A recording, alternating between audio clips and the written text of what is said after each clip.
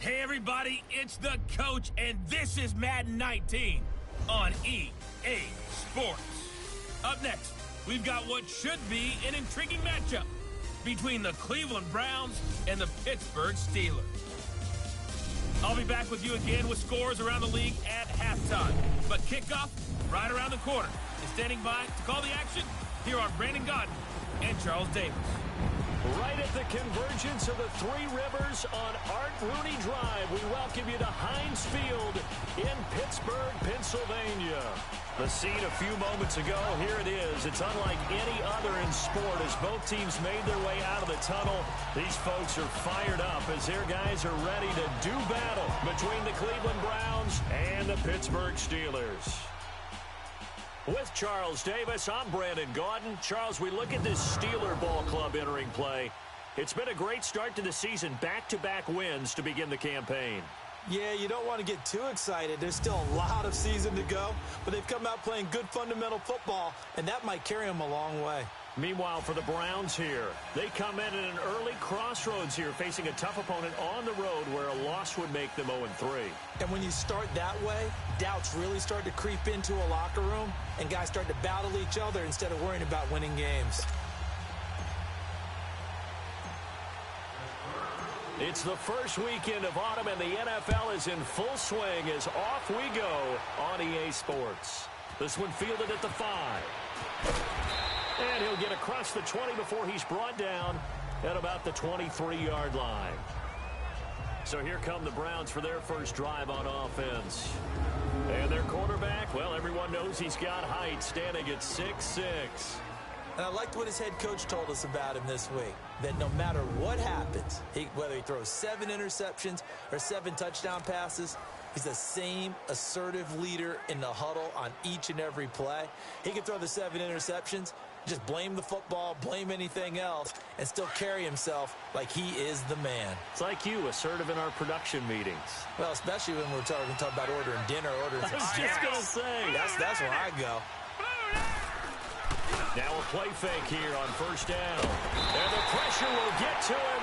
He goes down. Now there is a flag on the play, but this looks like holding on the offense.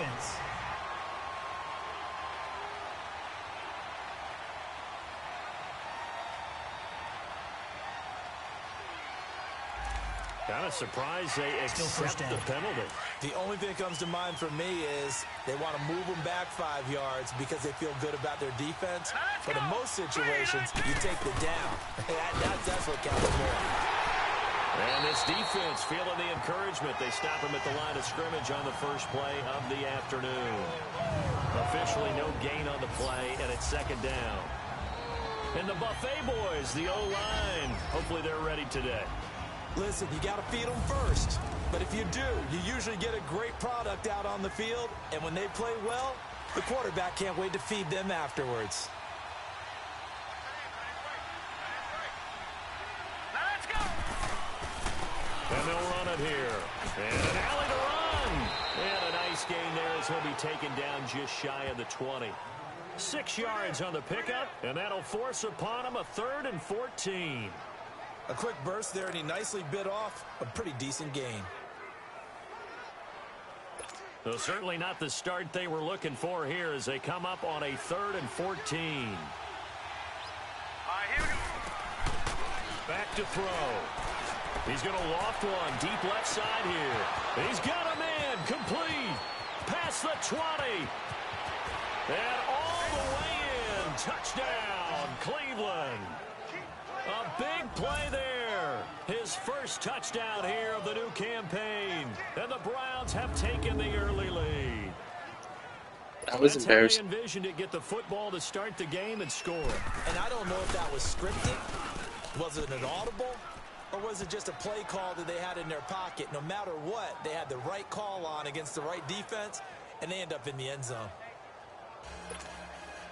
The kickoff team on the field now as they will send this one away. And this will not be returnable. It's out of the back of the end zone for a touchback. So here are the Steelers now to take over for the first time.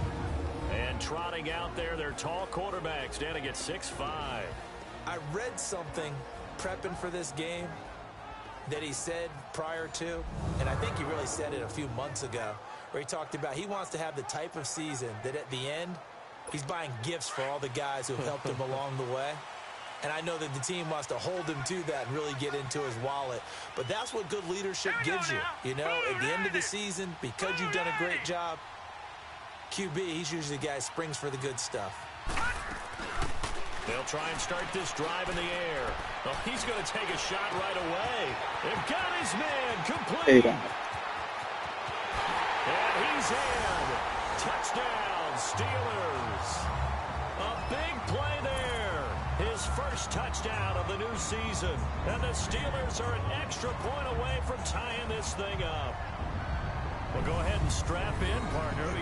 Less than 2 minutes in, had the score on the one side. A quick answer, though, to get the equalizer. Sometimes you get that sense of urgency that ratchets up, right? When you give up an early touchdown like that, you just know you're like, okay, how do we go back and equalize things? Can we get it done fast? And they absolutely did. Essentially, we're back to even, aren't we? On for the extra point, Jake Elliott.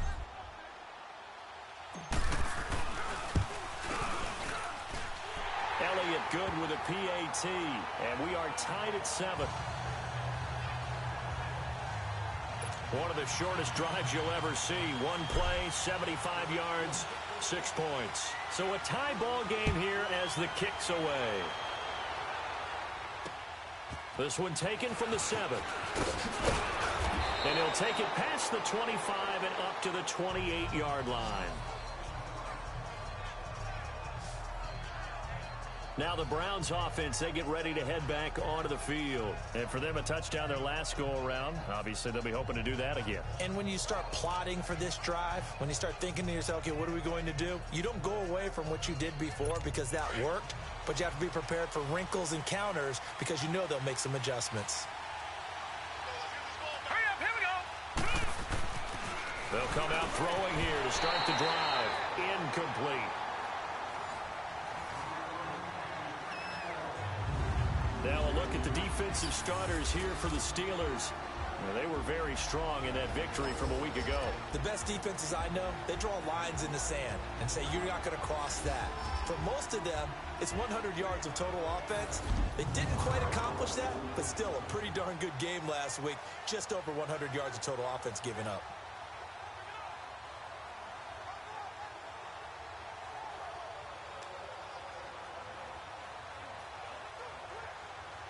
So now they'll come up on 2nd and 10, once again from the 28. Hurry up, here we go. Green, 39. Green. They'll run it now out of the gun. And this will go for 5 up to the 33. All right, Brandon, I know we're in the early going here, but those kind of runs, they're going to open up a world of opportunities for this offense going forward.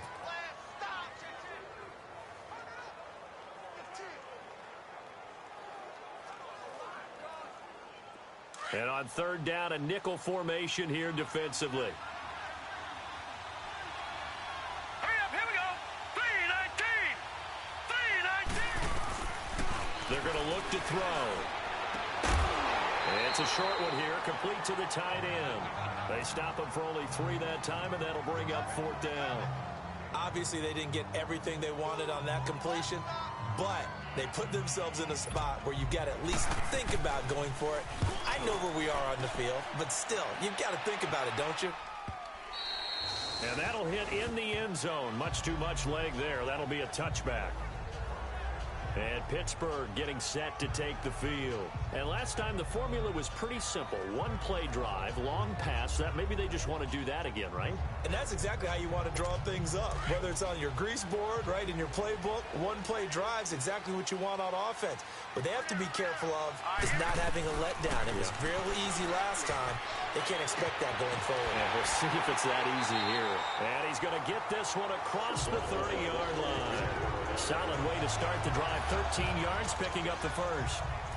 One of the advantages of zone defense, as I remember it, is being able to see the play develop in front of you. One of the disadvantages, when they find those levels where they can hit you with it. Sometimes behind the corner and in front of the safety, it makes it tough to defend.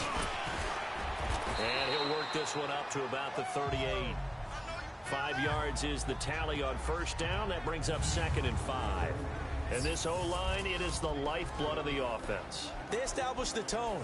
Mean, nasty, physical. They can't wait to get after people. That allows the rest of the offense to feel confident.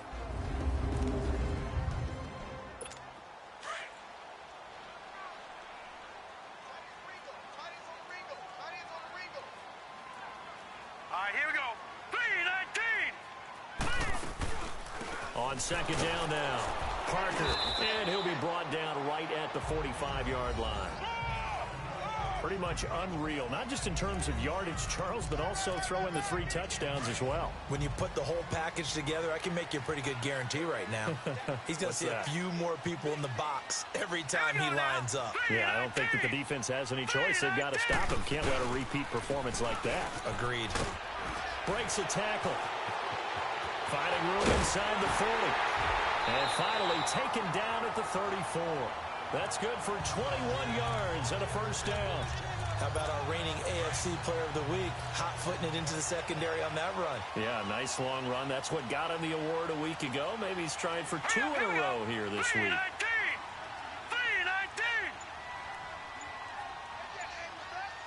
3-19. Now the first carry for Bush.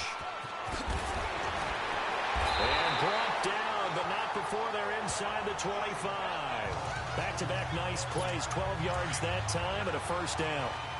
But they're getting ready to go to work now in prime real estate after that last run. Found his spot and picked up nice yardage, didn't he? And now he's got him knocking on the door of the red zone.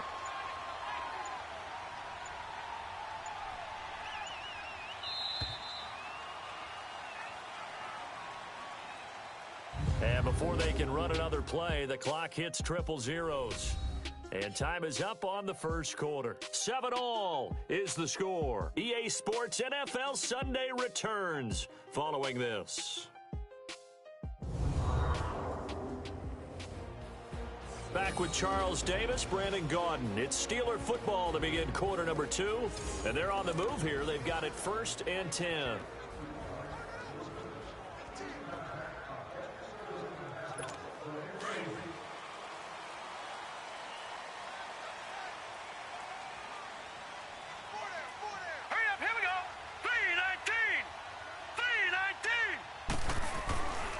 He'll look to throw. And it's incomplete. He was looking for Parker that time. That'll bring up second down. Nice play there to force the incompletion. And to me, one thing's for sure. When you're the underdogs and you're playing on the road, you absolutely have to get takeaways. You've got to get the ball from them. Yeah, win that turnover battle, going to be key. They didn't get one there, but you get the feeling they keep making plays like that, they might just get a few. Yeah, once you get one, defensive teams think they come in bunches. He'll try again with the arm here on second down. And he is out of bounds, looks like right at the 15. The reception good for 7. It's third down. If you run an out route, it's likely you're going to end up near the sideline. And what did we just see there? Toe tap. You got it. The benefits of practice. Toe tapping, foot dragging, picking it up, and making sure it was a catch.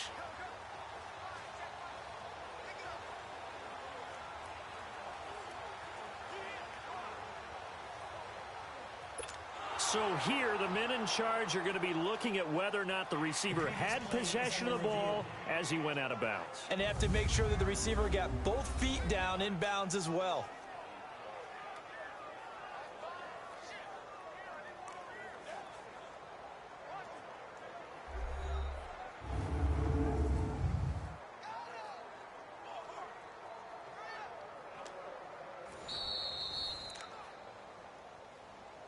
After review of the play, the ruling on the field stands. Well, he challenged the play. It did not pay off. And that means he lost a timeout in that challenge. And as a coach, you hate that. Don't know if you took the advice of the player. You threw it yourself, but it didn't go your way. At the end of the day, it all comes back to the head coach. He has the final determination on whether to actually challenge the play or not. In this case, it didn't pay off for him. And that's got to be so heartbreaking. You throw that flag, you probably feel really confident, and then all of a sudden, boom, you lose the challenge.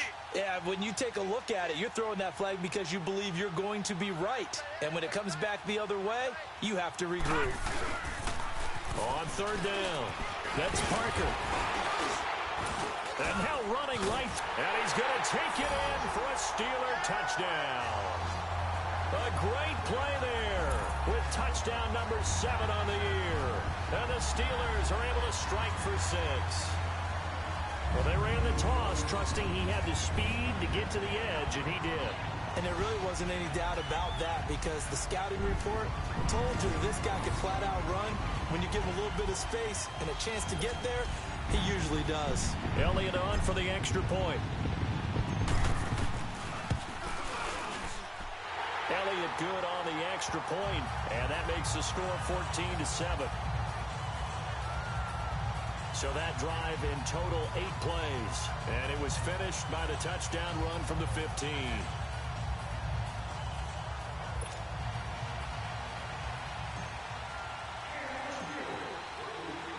Elliott now to kick this one away. And this will be a touchback as that sails over the end line. And now Cleveland geared up to take the field and hoping to do better than they did their last possession when they punted the football. Appeal to the vanity of your offensive line. Tell them that they control your fate. Leverage guys. Win the line of scrimmage. If you do that, you start to win first down. You win second down. And guess what? You start accumulating first downs. And that's what they need in order to not punt the ball again.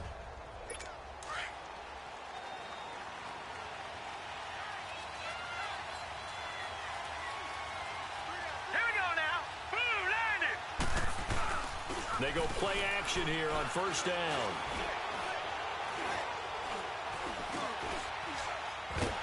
Pressure comes, and the Steelers take him down. Brandon, if I'm an offensive coordinator and I see an all-out rush like that, I file it away because I'm going to use their aggressiveness against them as this game goes on. I'm going to hit them with a screen soon. So that complicates things a bit here. 18 yards to go now on second down. Now a shotgun snap as they'll look to throw. He's going to flip one out here to his running back. And they'll bring him down here up at about the 22-yard line. Call it a gain of 5. And it'll be a third and about 13.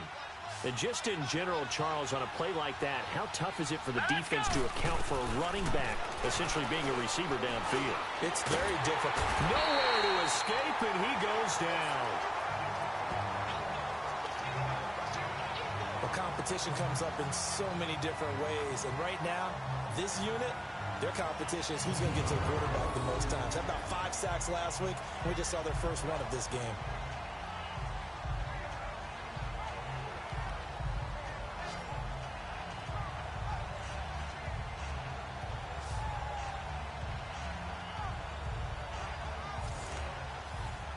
The Browns send out their punter now as the drive goes backwards, so he's on to punt it away. Taking it about the 36. It'll go as a 42, make it a 43-yard punt. 6 on the return. And the Steelers will go on offense here, 1st and 10.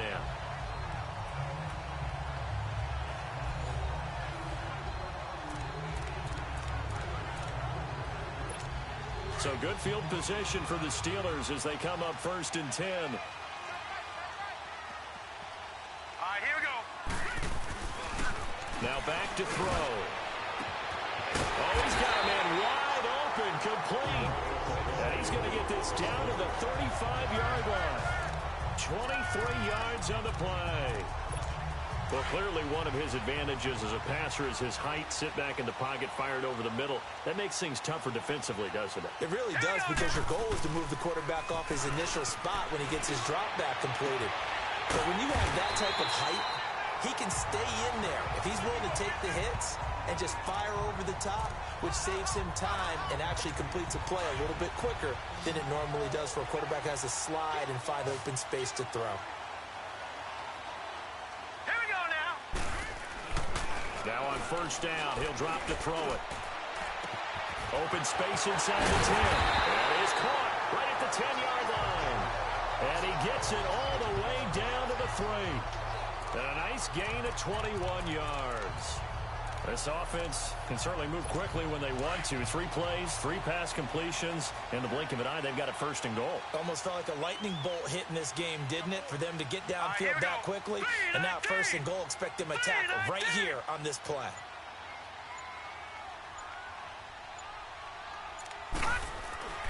They'll stick with the passing game as he looks to throw. Got his man. It's caught for a Steelers touchdown.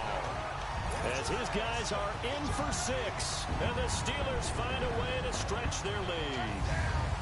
And he is a reliable target. They like to get him involved. They got him involved there for the score. And they should. He's a very good player. Remember, they can use him in certain positions, so many different spots, and he usually comes through for them. Elliott good with a PAT, and it's now 21-7. Just a 4-play drive that time, and it ends with the Steelers finding the end zone.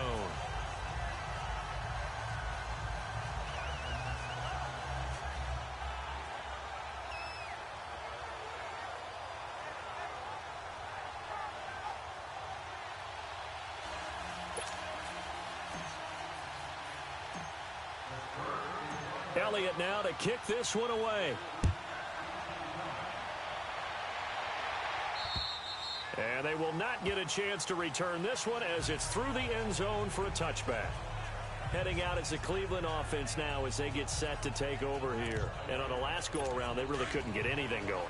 They had to punt from deep inside their own territory, which means you're going to lose the field position battle as a general rule.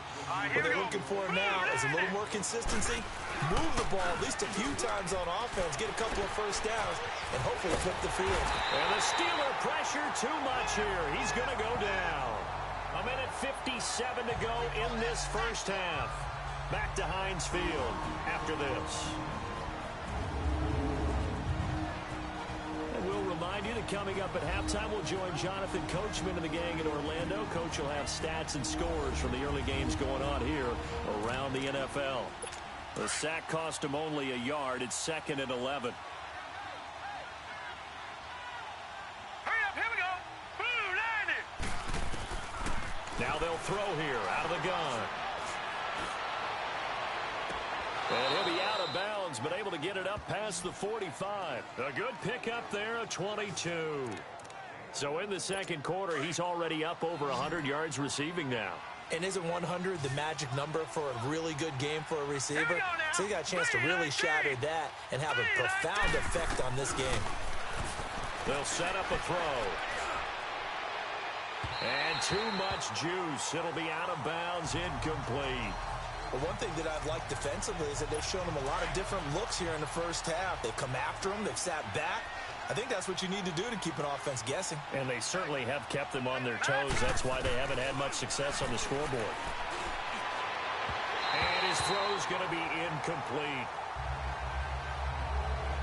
It's been my observation there's been a nice variety of play calling defensively. You and I often talk about an offense's ability to keep a defense off balance with what they're doing. I think the converse has been true in this game. Yeah, I think you're right. They seem to have gone off tendency quite a bit, but only the second quarter, a lot of time to change things. Throw left side, complete. That's Armstrong. 2 yards is all they'll get on the completion. It's 4th down. A nice job of bringing that in, but why was he so close to the sideline there? They had all kinds of room in the flat. A little bit of a lack of coordination between him and the quarterback, because both of them should have seen that room that was available, that space. Stop your route a little bit shorter, put it on him, and let him turn and get upfield. Ball up to the 35 now as they come up on 1st and 10. They'll come out throwing here on 1st down. Looking left side, and he's got a man. That's Ward. And to the 42-yard line here and brought down there. 7 yards to pick up on the pitch and catch. One thing you're hoping for when you run drag routes, you're able to hit a receiver in stride, and he can pick up a lot of yardage after the catch. But in this situation, the defense was effective, able to stop him before he could get a good head of steam going. And he got half of what he needed there, 2 yards, and it'll bring up a 3rd and 2 more. On play action, they'll throw to the sideline, and oh, that's well done. Able to drag the feet. He's going to have the 1st down. Give him 3 yards and a fresh set of downs. And that's how you pick up a 1st down. Not only does he make the catch, but has enough body control to get his feet down inbounds, toe tapping and dragging to make sure he gets it done. On the crossing route, complete. That's McKinney. And now we won't see a play on 1st down. We're going to get a timeout instead. as they'll stop it with just over 40 seconds to go in the first half. This quarterback now, only one pass has hit the ground for him. 10 of 11 thus far. It's 1st and 10. All right, here we go. They'll look to throw. Nowhere to escape, and he goes down. Got to imagine the pass rush will be equally intense here on 2nd down following the sack. It's 2nd and 18. Out of the gun, they'll look to throw. Going to throw right side here, complete. The Steelers signal for the 2nd of their timeouts as they'll stop the clock with 24 seconds to go in this first half.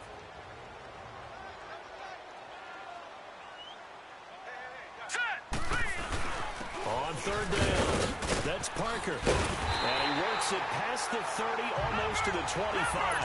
That one good for 14 yards and a Steeler first.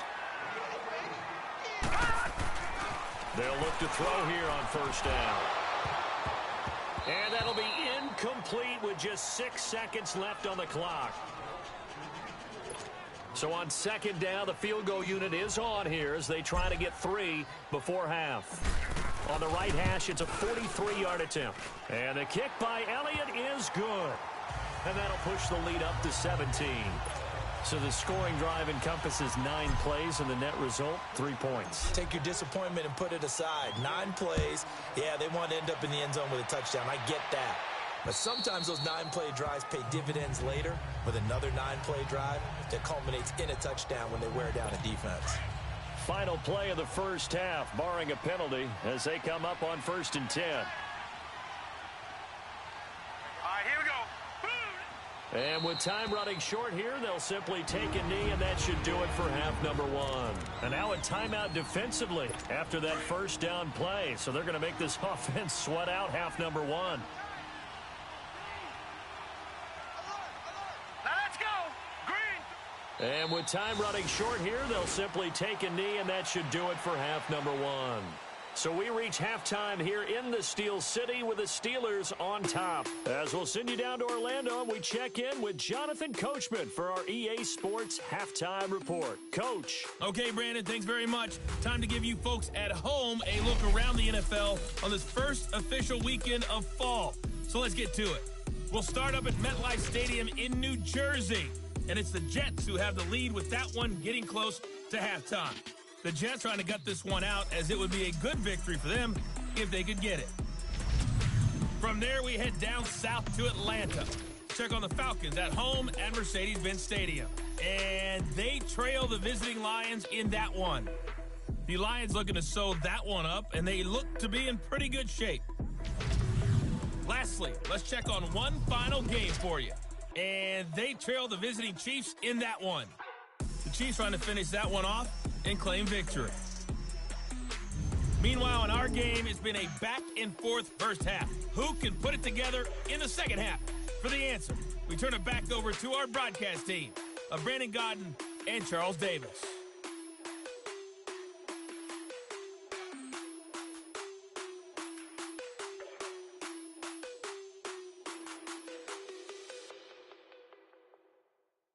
All right, Coach, thank you, and we welcome everyone back for quarter number 3.